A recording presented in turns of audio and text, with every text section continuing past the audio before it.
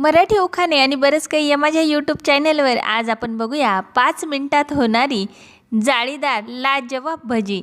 अजिबात तेलकट न होणारी ही भजी आहेत। चला तर रेसिपीला झटपट सुरुवात करूया। आपण बेसन घेतलेले आहे।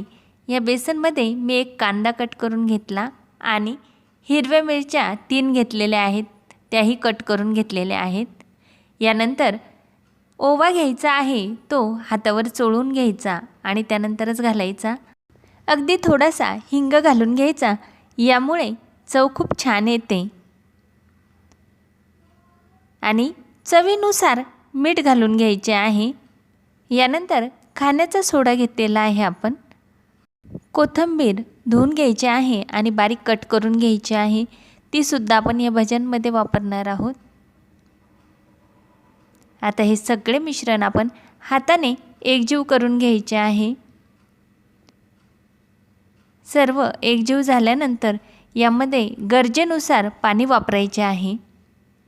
खूपच पातळ मिश्रण तयार करायचे नाही, यामुळे भजी व्यवस्थित होणार नाही, त्यामुळे गरजेनुसारच पाणी वापरायचे। अशा प्रकारे आपण पीठ तयार करायचे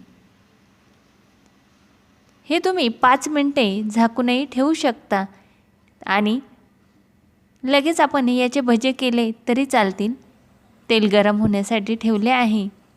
आता आपण तेलामध्ये एक भजे सोडून बघायचे, व्यवस्थित झाल्यावर अशा प्रकारे सगळे आपण भजे सोडून घ्यायचे आहेत। गरम तेलामध्येच आपण भजे सोडून घ्यायचे, यामुळे भजे एकदम छान होतात।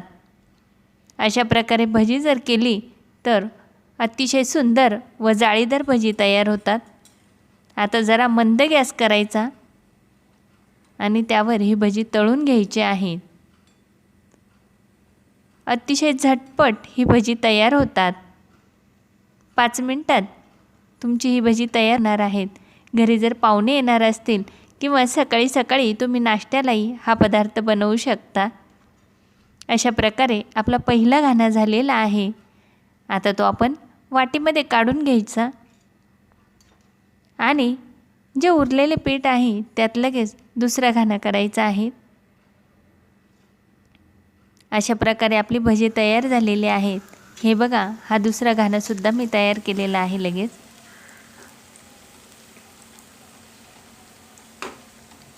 किती सुंदर जाळी पडत आहे ह्या भज्यांना।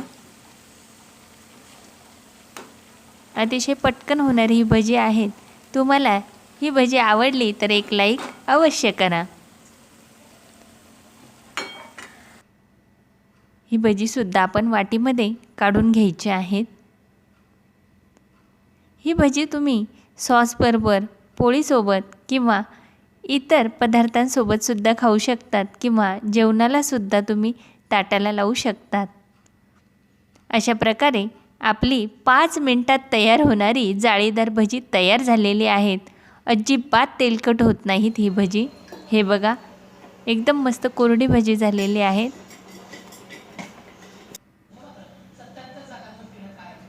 ही भजी आवडली असेल तर एक लाईक करा आणि माझा मराठी उखाणे आणि बरंच काही हा यूट्यूब चॅनल सबस्क्राईब करा। नवीन व्हिडिओच्या नोटिफिकेशन करता बेल आयकॉन प्रेस करा।